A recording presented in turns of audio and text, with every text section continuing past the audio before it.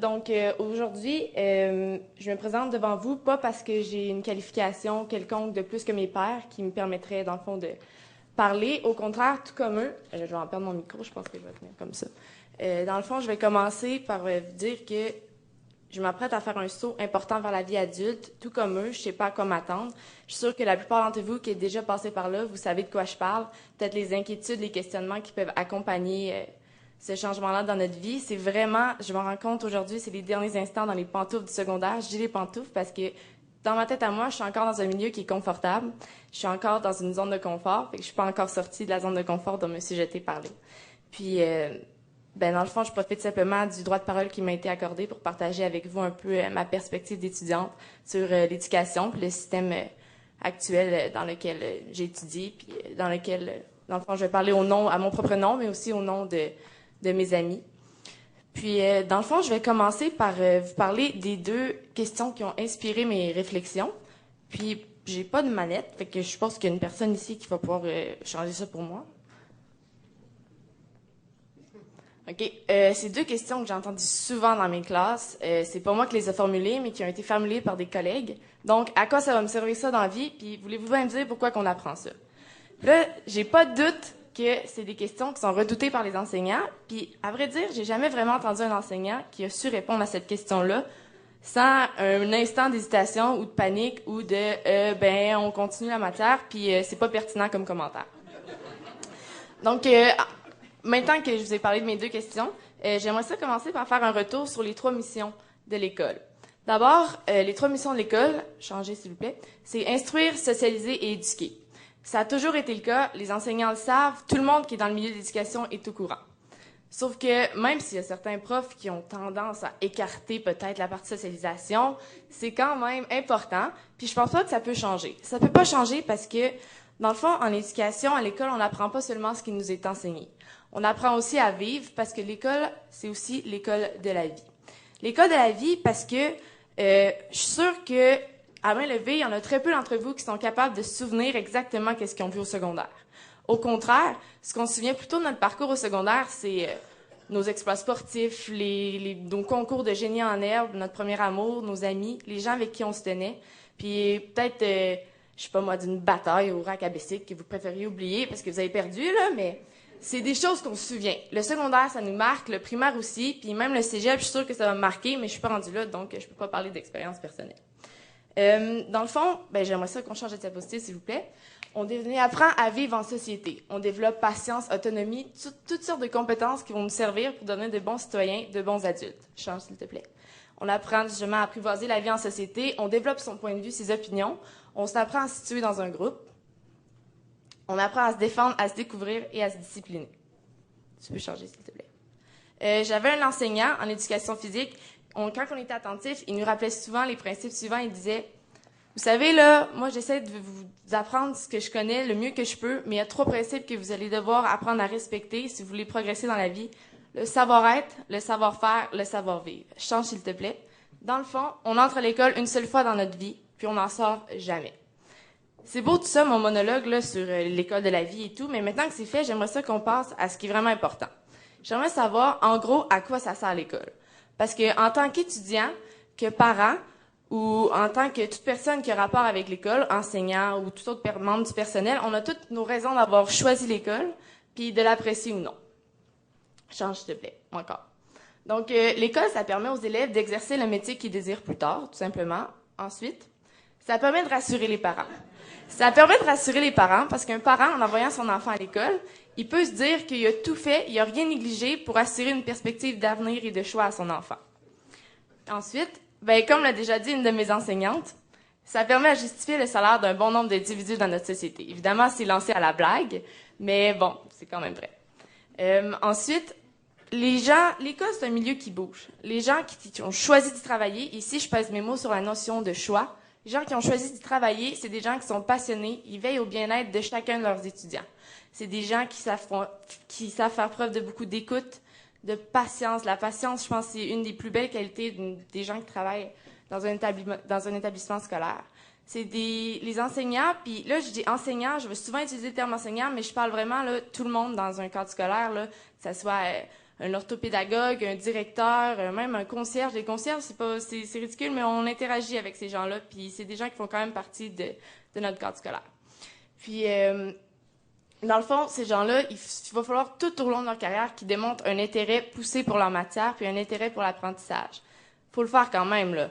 Je sais pas, une carrière, c'est quoi? C'est 30, 40 ans, même parfois plus, quand tu es vraiment, vraiment passionné. Il faut vraiment que tu aies un intérêt pour les jeunes, puis pour ta matière, pour pouvoir répéter chaque jour, chaque semaine, année après année, pour toute une carrière, les mêmes choses, pour, dans le fond, faut vraiment, c'est ça. C'est la même affaire tout le temps, fait que je suppose qu'il faut aimer ça, puis il faut aimer les jeunes, parce que sinon, on se tanne à un moment donné, puis on arrête de faire ça. Ensuite, j'aimerais ça que tu changes, s'il te plaît. J'aimerais vous dire que je suis d'avis que nous, les étudiants, puis là, j'espère que je me ferai pas trop taper sur les doigts par mes propres amis, puis je m'inclus là-dedans, parce que je suis une personne qui parle beaucoup, puis souvent en classe, je m'excuse, Mme Biron, je parle tout le temps. Je trouve qu'on est probablement trop dur avec nos enseignants. Puis quand je dis ça, qu'on est trop dur avec nos enseignants, je veux dire que si lui ou elle gagne pas notre respect dans les premiers instants, ça se peut qu'il n'y ait pas de respect jusqu'à la fin d'année, puis qu'ils se retrouvent avec un groupe qui manque d'intérêt puis de motivation.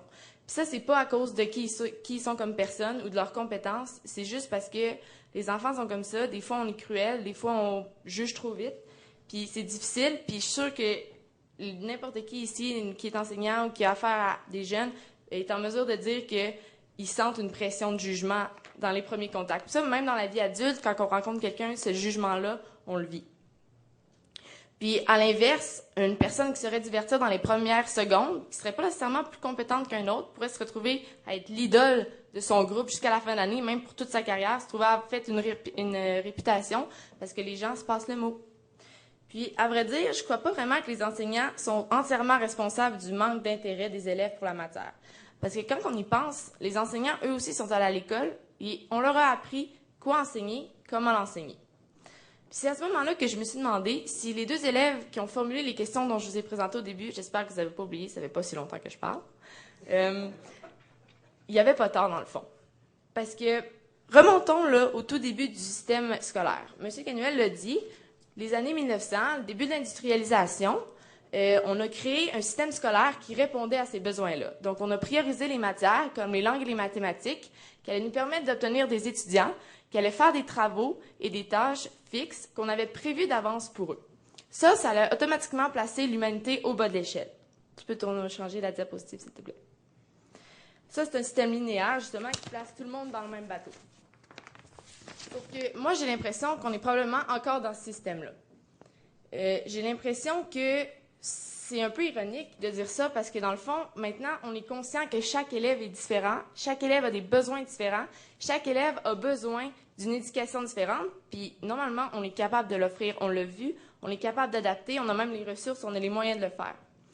Et on sait que chaque élève aspire pas au même futur, fait que je vois pas pourquoi on serait pas en mesure d'offrir des alternatives différentes.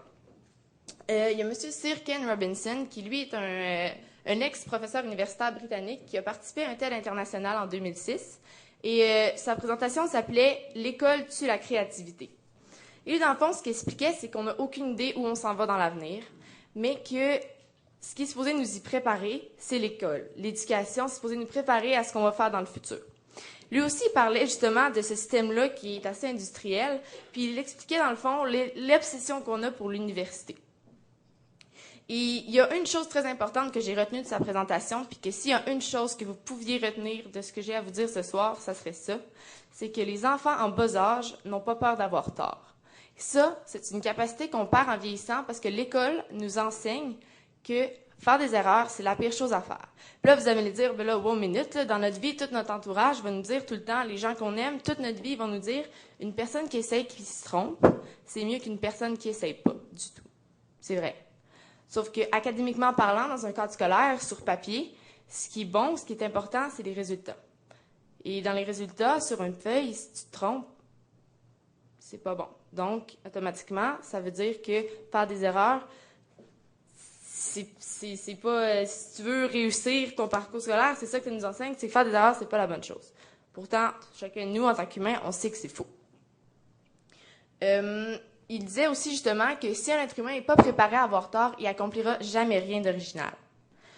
Quand je vous dis qu'on est toujours pris dans le même système, là, je parle surtout du peu de valeur qu'on accorde à l'imagination humaine.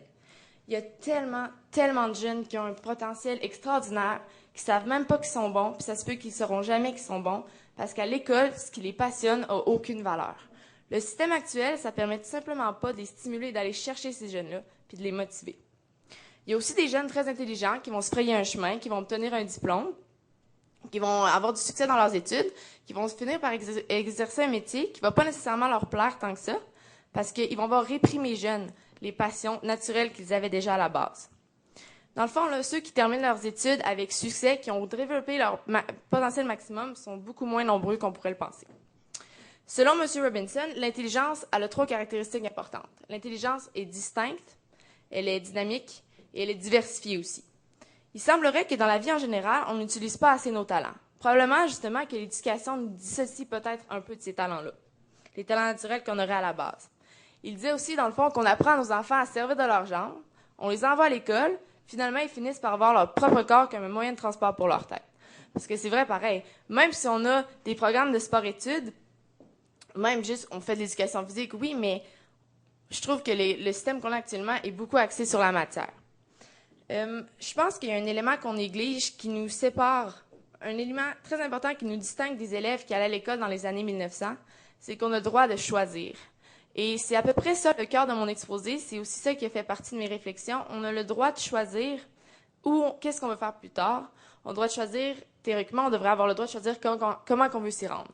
Alors moi, dans ma tête, je me suis dit que ça faisait 2 sphères de pouvoir décisionnel. Le premier, le choix du parcours scolaire. Le deuxième, la manière de pouvoir prouver ses apprentissages. Je vais vous donner un exemple de ça, justement. Par exemple, un professeur qui voudrait que tous ses élèves démontrent qu'ils sont capables de comprendre le réchauffement climatique puis ses effets sur la planète. Parfait. Si on doit tous faire ça, je vois pas c'est quoi le problème. Sauf que moi, personnellement, je vois pas pourquoi un élève pourrait pas faire un exposé s'il est plus à l'aise avec ça, puis un autre pourrait pas faire une rédaction parce que ça le rend moins nerveux, puis il est quand même capable de démontrer ses apprentissages. Si le but, c'est de justement démontrer ses apprentissages, je vois pas il y a où le problème. Seulement, là, vous allez probablement me dire que le ministère, c'est pas comme ça que ça fonctionne. Je sais, je suis en pays, je l'ai vu, moi, toutes sortes de contraintes, de critères, c'est important. Il y a des règles à suivre. Puis aussi, c'est difficile pour un enseignant de se séparer en 40 millions puis d'évaluer tout le monde de la même manière si tout le monde fait quelque chose de différent. Sauf que moi, je me dis que, on en a parlé aussi, c'est partout autour du monde, là. Le système conformiste qu'on vit en ce moment au Québec, il y a aucun endroit dans le monde où ils l'ont pas déjà vécu, où ils sont pas dedans en ce moment. Ça l'a déjà arrivé, puis si c'est pas déjà arrivé, ben c'est pas sur notre planète. Hey, je m'excuse, je suis tellement nerveuse, je suis comme j'avais tellement d'affaires à vous dire là que je voulais pas y aller.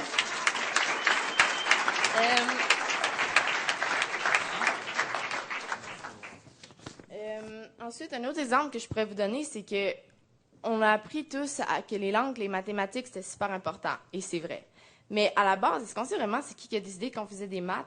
Tu sais, comme disait M. Canuel, on sait-tu vraiment qui a décidé qu'on allait à l'école, puis pourquoi on y allait, puis qu'est-ce qu'on va faire là? Fait que je vois pas pourquoi, si on fait pas des maths, et c'est exactement ce que M. Robinson disait aussi, il voyait pas pourquoi on ferait pas de la danse. Puis moi, tant qu'à être, je trouve que c'est important aujourd'hui, surtout dans une ère aussi technologique que nous, qu'on ait des cours d'initiation à la technologie, par exemple. Je vois pas du tout pourquoi. Maintenant qu'on n'est plus obligé de faire seulement des langues ou des maths pour aller devenir tous architectes, devenir tous ingénieurs pour construire les villes de l'industrialisation, je vois pas du tout pourquoi on pourrait pas faire autre chose. Dans la vie, après 5 années de secondaire, en fait, je sais que si on me donne une tâche avec une liste de contraintes et de critères, je vais automatiquement perdre la volonté et de l'intérêt. Toutefois, je vais quand même la réaliser de mon mieux. Je vais la réaliser de mon mieux parce que moi, j'ai la chance de connaître l'importance de mes efforts dans ma réussite scolaire. Sauf que cette prise de conscience-là, c'est pas donné à tout le monde. Puis moi, je le sais parce que j'ai de la facilité à l'école et ça, c'est un privilège, c'est vraiment pas donné à tout le monde. Dans la vie, on est beaucoup plus investi puis on est beaucoup plus enclin à collaborer quand on aime ce qu'on fait, quand ça nous passionne. Il y a, à une époque, on n'était pas capable dans le fond, de déceler les troubles envahisseurs du développement. Il y a beaucoup d'enfants qui se retrouvaient chez le médecin parce que leurs parents disaient « Écoute, mon enfant, il est pas normal, il est pas capable de venir en place ou il est pas capable de comprendre. » Là, le médecin, il savait pas trop quoi dire parce que justement, il était pas capable de déceler ça. Mais sûrement que ces enfants-là de l'époque qui sont aujourd'hui des adultes des grands-parents, des parents, peut-être même des enseignants, des gens du personnel enseignant, même si à l'époque ils étaient turbulents et n'aimaient pas l'école, eh bien, sûrement qu'on dirait qu'ils sont normales. Puis j'aimerais ça vous donner un exemple de ça. Changer les diapositives. Monsieur Richard Branson, qui est le fondateur de Virgin Mobile, s'était fait dire par son directeur qu'elle allait finir en prison ou millionnaire. Un autre exemple, Madame Gillian Lynn, qui, elle était rendue avec sa mère chez le médecin, puis sa mère avait dit « Monsieur, mon enfant est dérangé, elle ne tient pas en place. » Le docteur a allumé la radio, la jeune fille s'est mise à danser, le docteur a regardé sa mère et a dit « Madame, votre fille n'est pas dérangée, c'est une danseuse.